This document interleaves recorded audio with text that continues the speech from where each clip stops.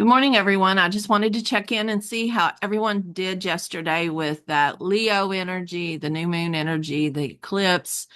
It was intense. I'll tell you, I went to a new moon circle in Sound Bath with my friends at Gaia Sisterhood. Maria Bannon did the sound bowls, which, if anyone knows me, knows that usually sound healing makes me a little wonky, but hers actually released all of that stress for me. And I was getting downloads like crazy. She owns Iridescent Knowing in Nashville, and she is the sweetest person ever.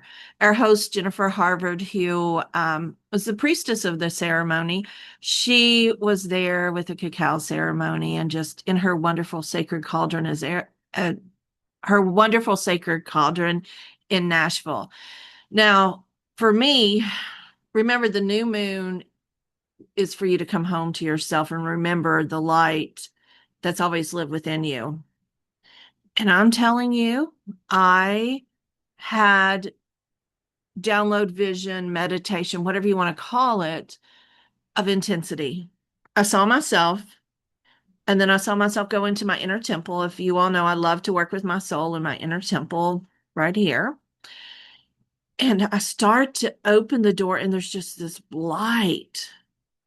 And it wasn't overpowering, it was welcoming and warm.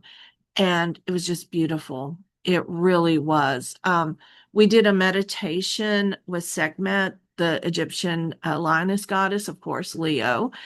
And during that meditation, she kept telling me that I have the courage. It's just, it's time for me to transform.